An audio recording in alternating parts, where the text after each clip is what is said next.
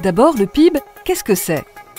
Imaginez un boulanger qui produit un pain vendu 1 €. Pour le fabriquer, il consomme par exemple 30 centimes de farine et 15 centimes d'électricité. C'est ce qu'on appelle les consommations intermédiaires. On définit la valeur ajoutée de l'activité du boulanger comme la différence entre sa production et ses consommations intermédiaires. Ainsi, pour tout producteur de biens ou de services, on peut calculer la valeur ajoutée de la même façon. Le produit intérieur brut d'un pays est donc égal à la somme de toutes les valeurs ajoutées provenant des producteurs résidant sur son territoire.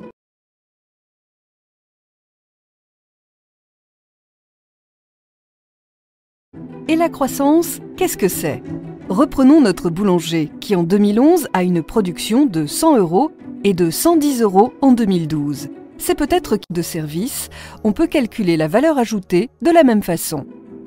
Le produit intérieur brut d'un pays est donc égal à la somme de toutes les valeurs ajoutées provenant des producteurs résidant sur son territoire.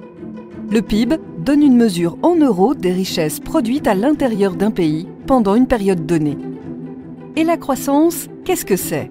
Reprenons notre boulanger qui en 2011 a une production de 100 € et de 110 € en 2012. C'est peut-être qu'il a produit 10% de plus, ou alors que les prix ont augmenté de 10%. En fait, c'est en général un peu des deux. Sa production a augmenté et les prix aussi. Entre 2011 et 2012, il faut donc retirer la hausse des prix de l'augmentation de la production pour connaître la croissance. La croissance économique d'un État, c'est l'évolution de la richesse produite sur son territoire entre deux périodes.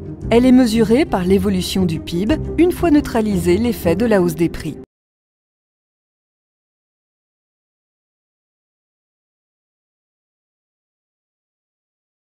Ainsi, le PIB par habitant permet de comparer la richesse et la croissance entre tous les pays. Le PIB sert à suivre l'état de santé de l'économie d'un pays pour adapter la politique économique en conséquence. Il sert également aux entreprises pour prendre les décisions adéquates.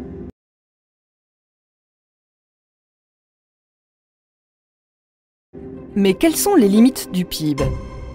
Le PIB n'est pas une mesure véritablement de bien-être. Et également, il faut bien avoir en tête que certaines activités ne sont pas incluses dans le PIB, tout ce qui est bénévolat, tout ce qui est travail domestique. Également parce que le PIB ne prend pas en compte le fait que certaines activités nuisent à l'environnement de manière parfois irréversible, exploitent des ressources naturelles qui ne sont pas renouvelables.